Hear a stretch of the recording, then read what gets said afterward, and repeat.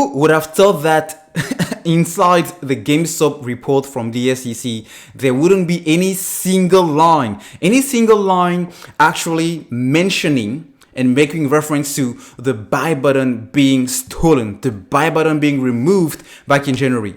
Who would have thought that? So here we are.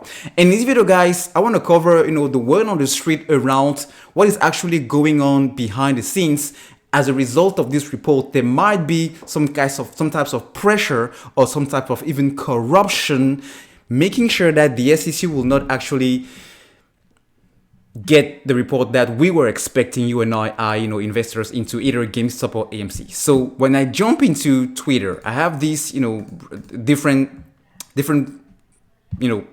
don't want to use the term rumors, but from Charles Gasparino, for example, Wall Street sources tell me that they credit GOP SEC commissioners for softening Gary Gensler meme stock report after rejecting initial conclusions regarding market structure changes. So maybe because Gary Gensler had some thoughts. He has an initial, he has a priority list. And on this list, changing the market structure either by putting some more pressure and changing the frequency of disclosure on the short sale report from any institution on the street, but also some other ideas. So it seems like the GOP SEC commissioners, the GOP committee actually didn't want those to happen because, lately we've been hearing a lot about officials from the Fed, politicians, Nancy Pelosi, senators,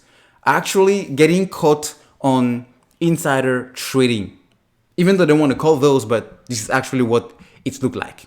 So this is one pressure. Now, moving on to the other one, what I will pretty much call corruption.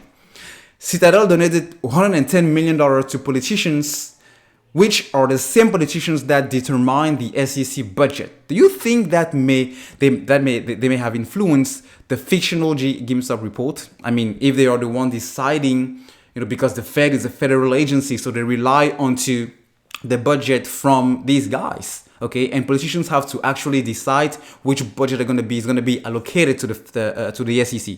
So it's going to be. It's hard to believe. Even if this is not true, it's really hard to believe that, it's not the case. Because, when you look at the report, it's totally ridiculous. Now, moving on to this other one. Ken Griffin gave $2 million to a super PAC, indirectly supporting Kelly Loeffler's election campaign. Well, she's a senator from the state of Georgia, Atlanta. Loeffler's husband is the CEO of the New York Stock Exchange. Citadel Securities then acquired the nice market-making business of rival AMC Financial Markets to solidify its presence at the New York Stock Exchange. So, jumping into this Kelly Loeffler, well, she is an American businesswoman and a politician that served as a U.S. senator for Georgia from 2020 and 2021. There were also some rumors around her actually, selling some stocks based on some insider information based on her positions and her high profile, into politics in Washington, but nothing was done, obviously. All right. So when you actually get into her husband, who is Jeffrey Sprecher, CEO of the Intercontinental Exchange and chairman of the New York Stock Exchange. So it would kind of make sense what this guy is saying here about, this whole donation. In politics, they call it donation, but in reality, we call it bribe.